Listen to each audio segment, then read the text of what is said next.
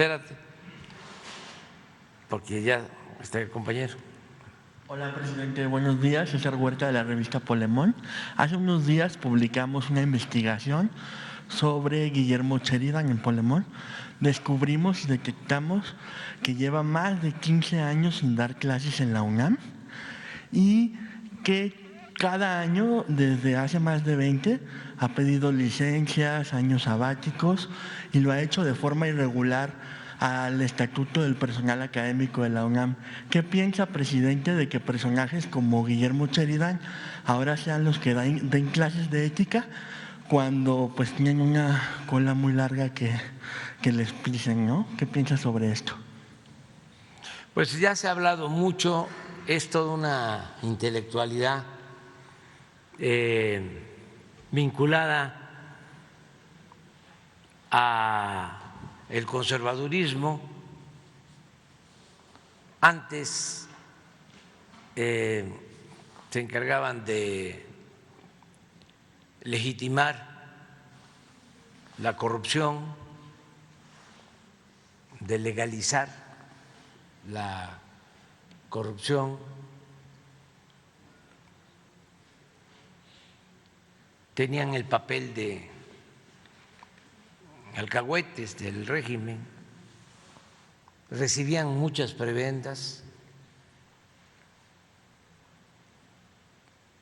eran pues como sociedades de grupos de intelectuales orgánicos, manejados unos por Krause y otros por Héctor Aguilar Camín. Esto desde Salinas, que los cooptó a todos. Y entonces, como habían ciertas diferencias porque los de nexos de Aguilar Camín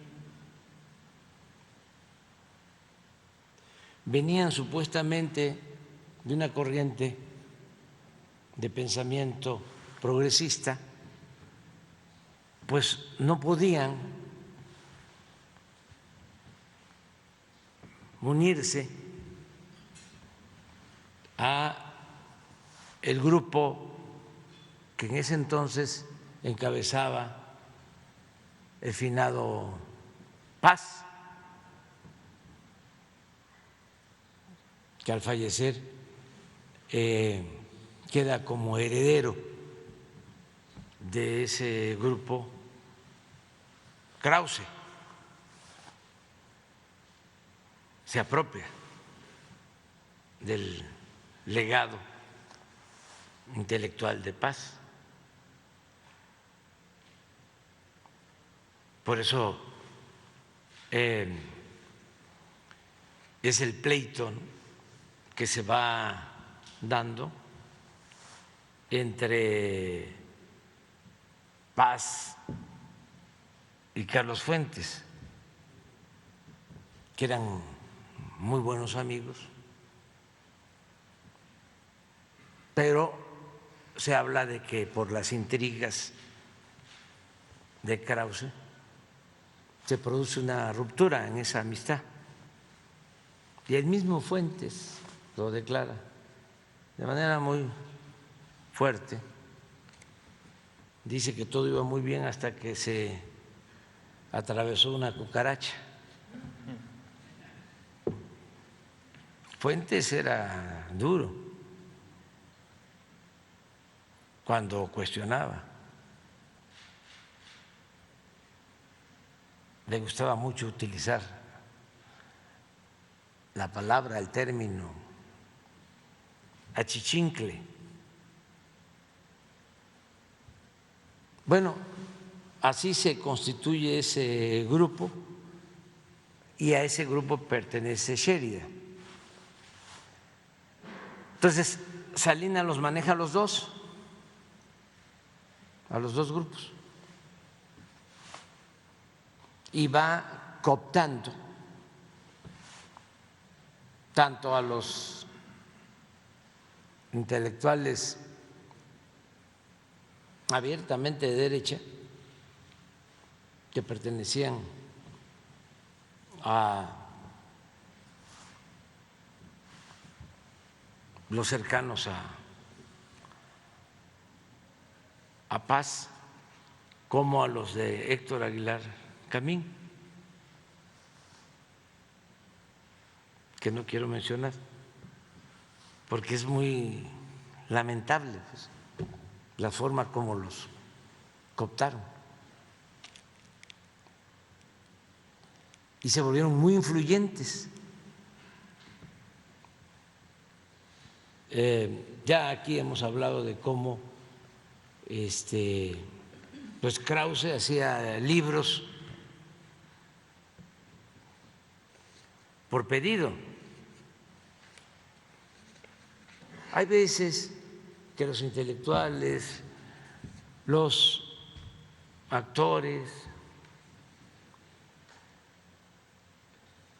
los músicos, pues para poder vivir tienen que hacer cosas por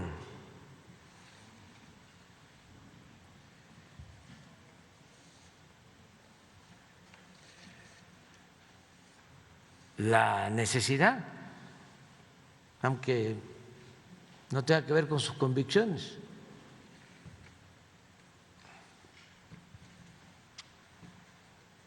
Sí hay músicos que hacen composiciones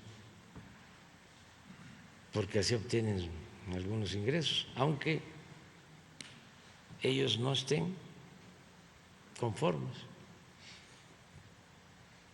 Pero hay otros o que les va gustando hacerlo o desde el principio se venden o se alquilan. Entonces, Krause hizo mucha obra así. Ya hablábamos de un libro que financió la Secretaría de Gobernación cuando estaba Krill, exaltando a Luis Terrazas de Chihuahua. ¿Se acuerdan que se decía que Terrazas no era de Chihuahua, sino Chihuahua era de Terrazas? Pues lo convierte en un héroe, Krause. Y de ahí viene Sheridan. Nada más basta. ¿Por qué no lo pones otra vez? A Sheridan, para darnos una idea, independientemente si da clases o no da clases, si cobra sin trabajar, si es titulado o no es titulado.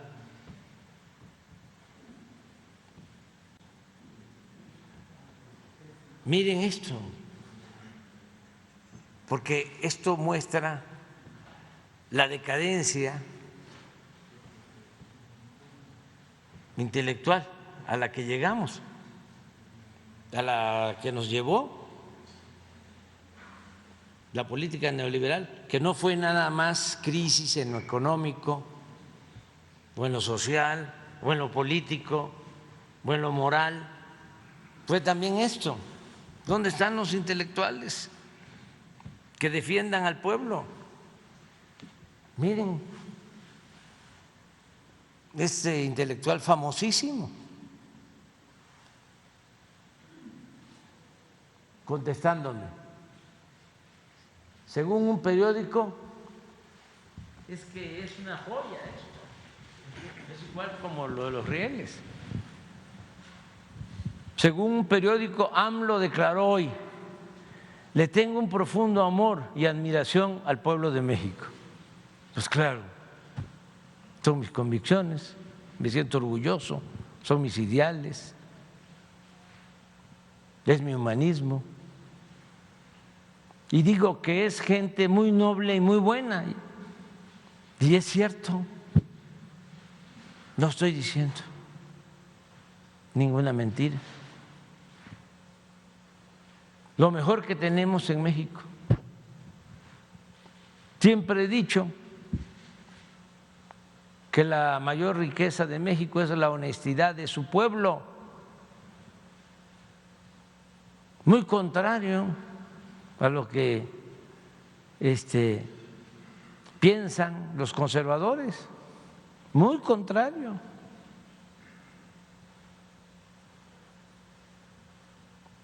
Por siglos el pensamiento conservador siempre ha sostenido que el pueblo es flojo, es indolente,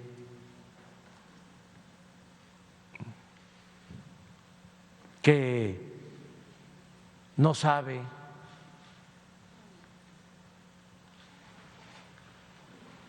Dice él, no estoy de acuerdo. Aclaro, así como él, piensan millones. Así como él piensa el señor del que hablaba yo hace unos días, que me vio en el avión. Pero ellos no lo ven como algo raro o irracional, ellos lo ven como algo normal. Por eso, con ellos no hay que debatir, hay que ser respetuosos y decirles: siga usted su camino, ahí la lleva. Pero pensamos distinto. ¿Para qué nos vamos a enfrascar en un pleito? Si acaso a los hijos y sobre todo a la gente humilde, que es además muy receptiva, no tiene prejuicios, no tiene la idea de que lo sabe todo. De ahí, pues, la actitud de humildad. De ahí sí se puede, pues, ir orientando, concientizando. Y no cuesta mucho, porque abajo, en las comunidades, en las familias, en el México profundo, hay muchos valores culturales, morales, espirituales, que vienen de las grandes culturas que florecieron en México antes de la llegada de los europeos. Traemos esa herencia, ese legado, y por eso digo que el pueblo de México es un pueblo bueno, noble, trabajador. Por ejemplo, ¿cuál fue la imagen que manejaron durante siglos los conservadores? De que el pueblo era flojo. Ya hemos hablado del ejemplo de nuestros paisanos migrantes. Si el pueblo de México fuese flojo, indolente, no saldría adelante en ninguna parte. Ayer dio el Banco de México a conocer la cifra de las remesas de noviembre. Ya tenemos la proyección de lo que viene en diciembre. Vamos a estar como en 58.500 millones de dólares.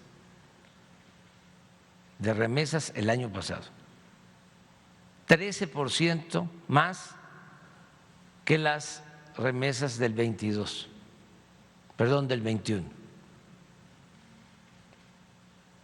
Ya tenemos la proyección que para diciembre hay un aumento considerable, porque aumentaron en noviembre, hicimos una proyección y ayer el Banco de México, fíjense cómo son nuestros economistas,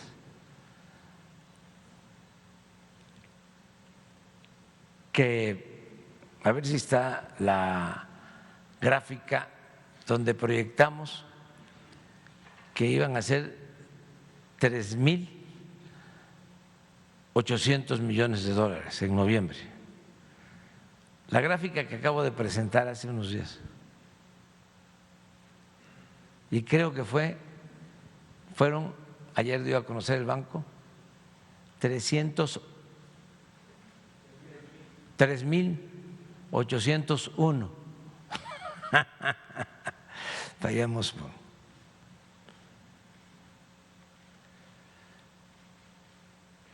Aquí está.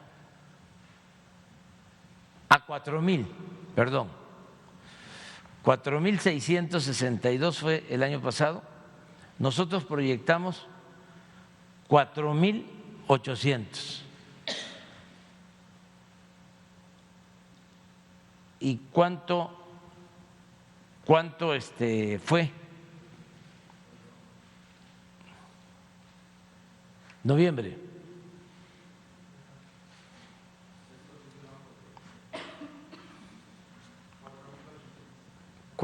Exacta, lo que proyectamos, porque nosotros tenemos una manera de saber.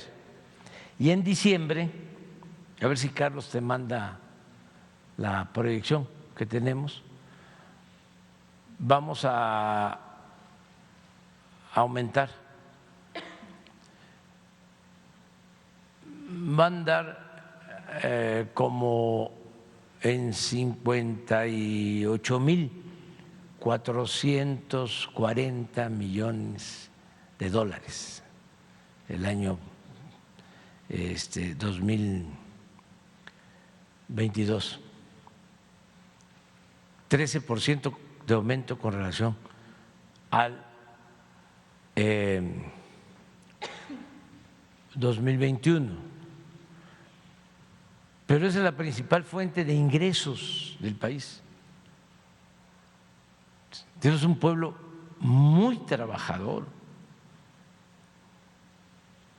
Los trabajadores de la construcción de México son los más demandados en Estados Unidos, y todos los trabajadores. Hay migrantes, que todos son excepcionales, todos los migrantes del mundo son seres excepcionales, que merecen profundo respeto. Pero los migrantes mexicanos son de lo mejor, responsables, trabajadores, no olvidan a sus familiares. Bueno, aquí está la prueba. Ahora sí regresamos con Sheridan.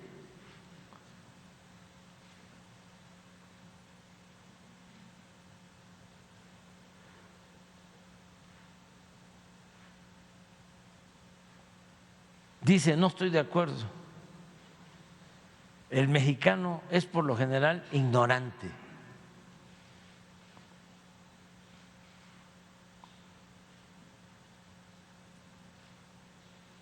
Violento, tonto, fanático, corrupto, ladrón, sexista, caprichoso, temperamental, alcohólico, arbitrario. golpea a sus hijos, a las mujeres, idolatra el ruido, tira basura, nunca ha respetado el derecho ajeno, se pasa a los altos, evade impuestos.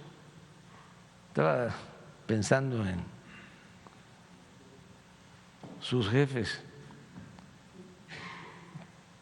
Compra y vende piratería, zarandea a los peatones, no duda a la hora de hacer tranzas. Estaba pensando en los de arriba. Juan Krause, en una de esas.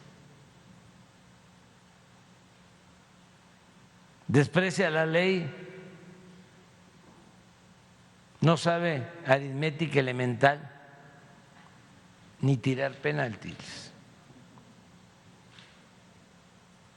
Lo mismo puede decirse de la clase baja. Tenerle amor y admiración a eso es masoquismo o demagogia. Soy masoquista y soy demagogo. Que me apunten en la lista.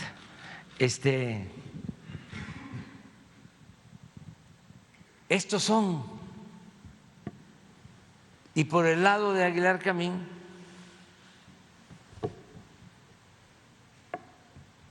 pues es lo mismo. Entonces, su enojo con nosotros, además de lo ideológico, que no es lo principal, porque ellos son muy pragmáticos y les gusta mucho el dinero.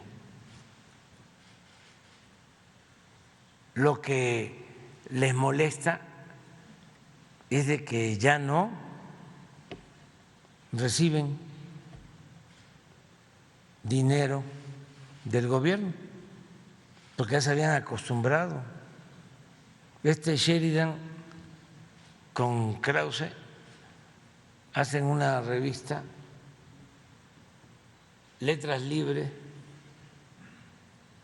y tiraban 10,000 ejemplares y el gobierno les compraba 9,000.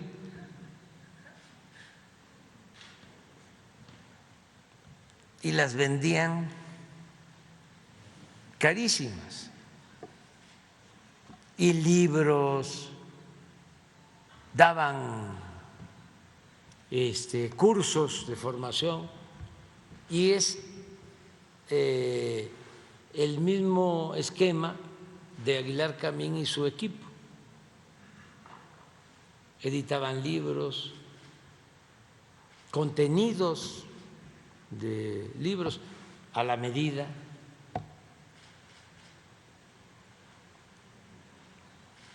Entonces, ese es el asunto de fondo. El caso de Aguilar Camín, se lleva a gente que había estado en la izquierda, en posturas pues de avanzada, defendiendo causas justas, economistas, y los jala a todos.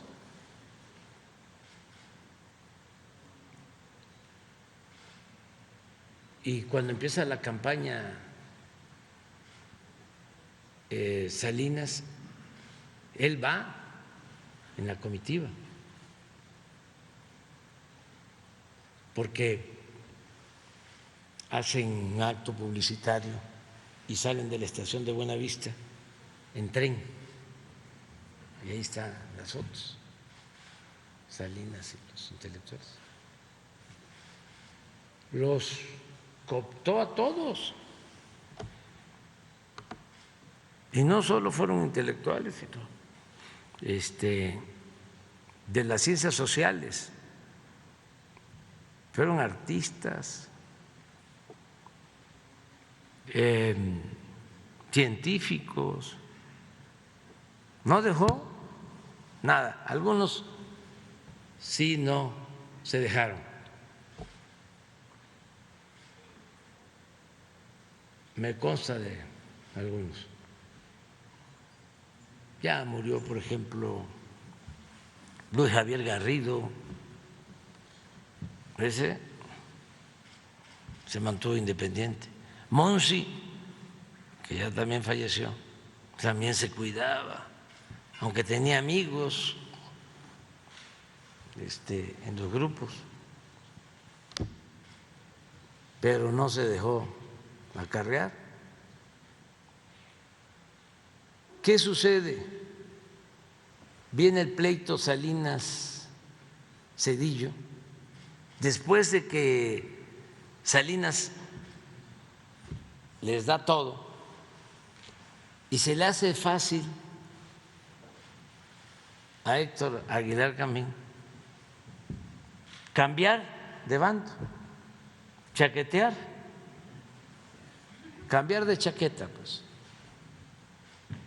y se vuelve cedillista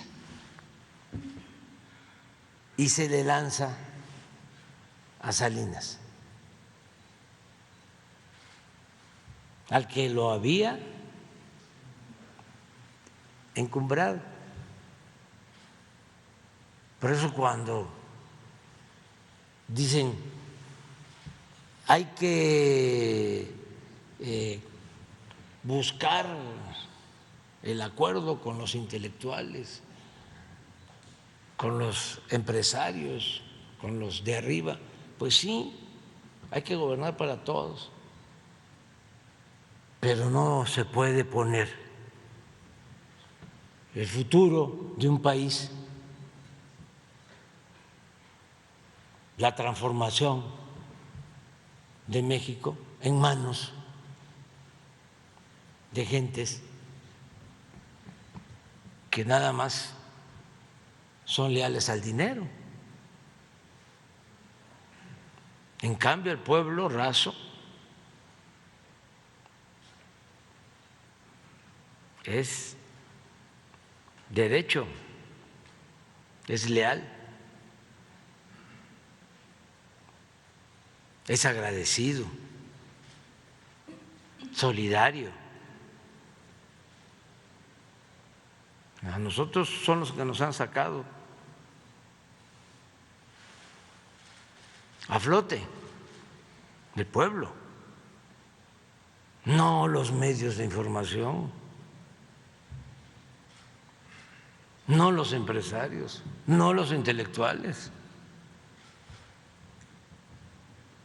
Entonces, es una época de decadencia, todo el periodo neoliberal.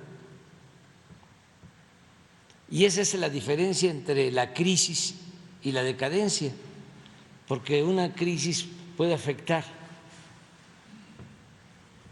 en lo económico o en lo social, en uno de los campos o de los terrenos de la vida pública. Pero una decadencia es un proceso de degradación progresivo que atañe a todo. Eso era lo que padecíamos. Entonces, cuando se vuelve sedillista, Aguilar Camín, pues Salinas, que es travieso, le saca, le manda a publicar hasta los cheques, porque lo de Carlos Salinas es algo excepcional. Estamos hablando en términos políticos, no es nada personal, es para que pues se conozca más sobre el noble oficio de la política y sobre todo que los jóvenes sepan de cómo es la política, ¿no? Salinas tenía unas cajitas, no sé si todavía las tienes, las debe de conservar, así como las fichas de las antiguas bibliotecas, todavía hay, que se buscan los libros, ¿no? Que uno a la biblioteca pide uno un libro o uno mismo va a los casilleros cuando se hace investigación. Ahora ya es distinto. Pues así. Y una vez lo fue a ver un conocido mío, amigo, pero él no lo sabía. Se reunió y de manera pues muy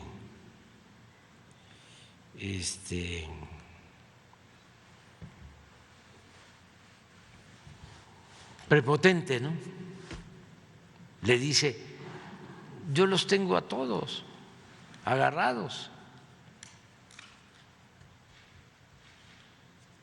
a todos. Y mi amigo le dice, y a los de la oposición, a todos los tengo. Y periodistas, y a todos. ¿Me esperas? Y va y trae la cajita. Así como los periquitos de las ferias. A ver, mande, saca el papelito. Dice, dame un nombre. Le dice, fulano de tal.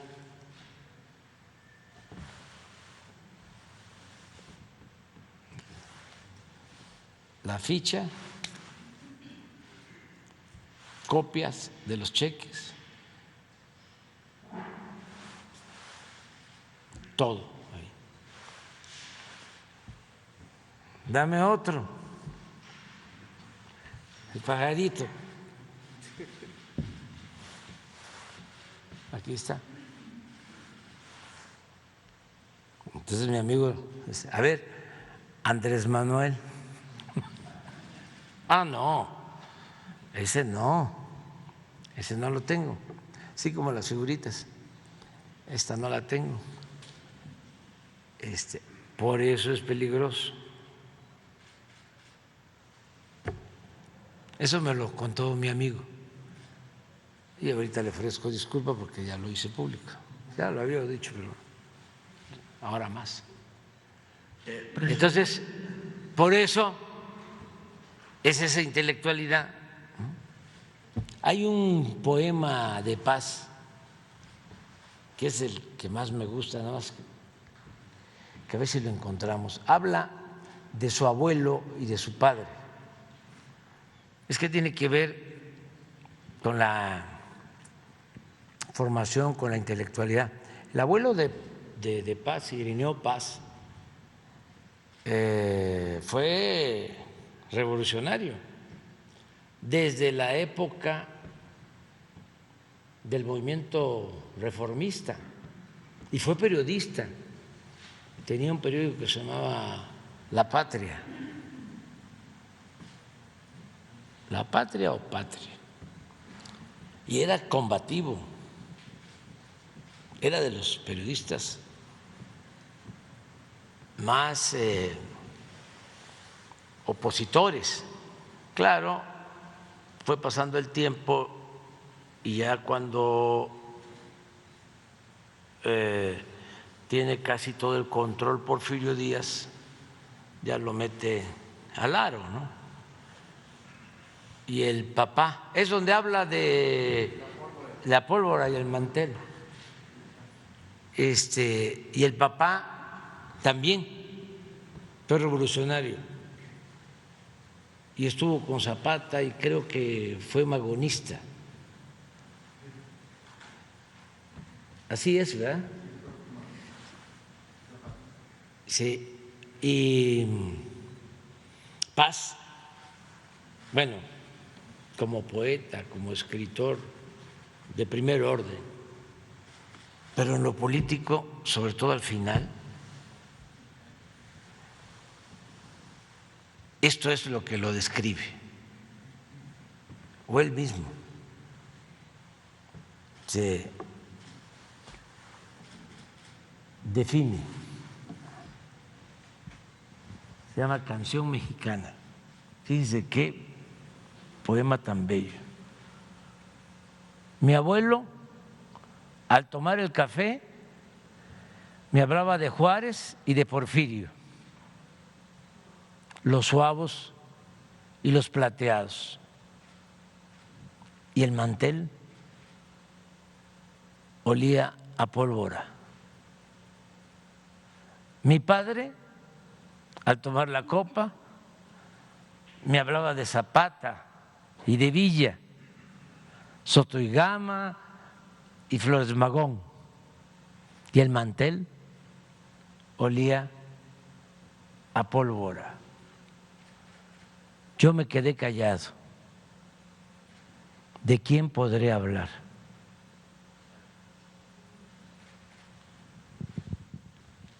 Bueno, pero entonces, regresando a Sheridan, no hay que molestarse tanto. Ellos jugaron un papel en un tiempo, sobre todo en el periodo neoliberal. Ahora ya no tienen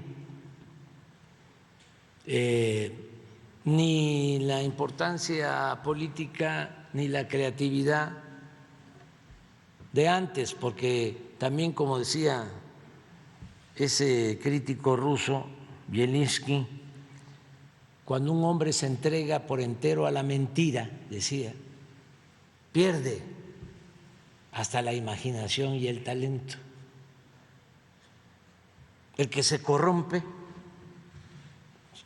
si fue un buen escritor, al paso del tiempo ya deja de ser un buen escritor. Se pierde la imaginación y el talento, o sea, sí afecta. Entonces, esa es la intelectualidad orgánica que se tiene y esa la estamos enfrentando ahora, pero en el campo, en el terreno de las ideas.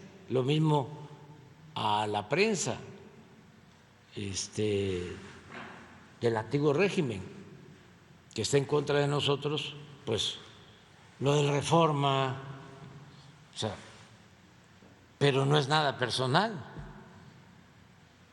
ni con Claudio X González, papá, se lo dije hace como un mes que lo vi, que estuvimos, sí, que me habló que por qué se polarizaba. Le digo, no, si no se polariza, se politiza. Y con toda franqueza les hice ver de que pues para transformarse necesitaba una base social y que además era uno muy feliz ayudando a los pobres. No hay nada que compense o que se equipare con la satisfacción que produce, la dicha que produce ayudar a la gente humilde, a la gente pobre. Ni todo el oro del mundo vale eso. Pero además, ayudando a los pobres va uno a la segura, porque ya sabe de que cuando se necesite defender, en este caso la transformación, se cuenta con el apoyo de ellos. No así con sectores de clase media, ni con los de arriba, ni con los medios, ni con la intelectualidad. Entonces, no es un asunto personal, es un asunto de estrategia política. Y el ejemplo muy doloroso que tenemos los mexicanos es el caso del asesinato del presidente Madero. Un hombre bueno, un santo que quería que se estableciera una auténtica democracia en nuestro país, que se garantizaran las libertades. Se adelantó muchísimo a su tiempo, pero predicaba en el desierto y con lo que podía llevar a cabo su plan, y no era fácil, la condición era el que se apoyara con los campesinos, con el zapatismo, para afianzarse y enfrentar al antiguo régimen, que imagínense, 34 años de poder del porfiriato. ¿Cómo se enfrenta eso? Es una cosa muy complicada en todos los sentidos. El conservadurismo estaba, pero en su apogeo, el militarismo, la represión, el autoritarismo, el clasismo, el racismo. Entonces sí era algo muy complicado. Solo con esa alianza podía, y no iba a ser fácil, hacer realidad su sueño democrático. Entonces, nosotros hemos aprendido eso y es una lección para todo el que quiera llevar a cabo una política de transformación. Se necesita contar con base social, de apoyo, de respaldo. Si no, no funciona. Entonces, es tu respuesta a lo de Sheridan. Gracias, presidente. Y